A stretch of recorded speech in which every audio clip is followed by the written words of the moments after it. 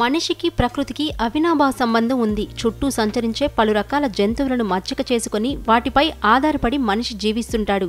అయితే కోడి, మేక, ఆవులు, పశువులు, కుక్క ఇవన్నీ తమ యజమానికి నమ్మకంగా ఉంటాయి. వారి మాట వినటంతో పాటు పెంపకందారు నివాస ప్రాంతంలో జీవిస్తుంటాయి. అయితే ఆ ఊర్లో ఉన్న కొండముచ్చు మాత్రం ఊరందరికీ స్నేహితుడిగా మారిపోయింది.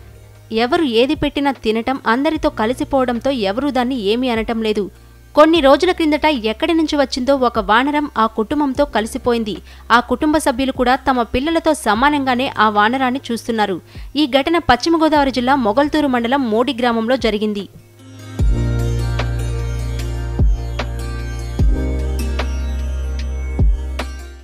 గ్రామానికి చెందిన దాసరి హనుమంతు ఇంటిని ఒక వానరం గత కొన్ని రోజులుగా తన నివాసంగా మార్చుకుంది.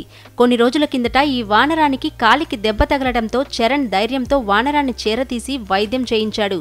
దీంతో అప్పటి నుంచి ఆ కుటుంబ సభ్యుల వద్దనే ఈ వానరం ఉంటోంది. సాక్షాత్తు ఆ శ్రీరాముడే తమ ఇంటికి ఆంజనేయ స్వామి రూపంలో వచ్చాడని ఆ కుటుంబ సభ్యులు ఆనందపడుతున్నారు. వారు ఏది ఇచ్చినా తింటూ కుటుంబ సభ్యులతో కలిసి ఉంటోంది.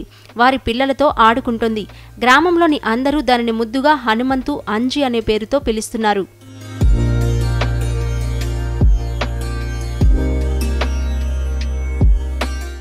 కోతులు గుంపులు గుంపులుగా గ్రామాలపై దాడి చేసి తోటలను ధ్వంసం చేయడం చూస్తుంటాం. వాటిని చూస్తే గ్రామస్తులు భయభ్రాంతులకు గురవుతుంటారు. అవి ఏం చేస్తాయో అని వాటి దగ్గరకు వెళ్లడానికి కూడా భయపడతారు ప్రజలు. కోతులలో మరో జాతి అయిన కొండముచ్చులను చూస్తే భయపడిపోయి ఇంటి లోపలకు పారిపోయి తలుపులు మూసుకుంటారు చాలామంది. అవి ఇంటి ఆవరణలోకి వస్తే బెంబేలెత్తిపోతారు.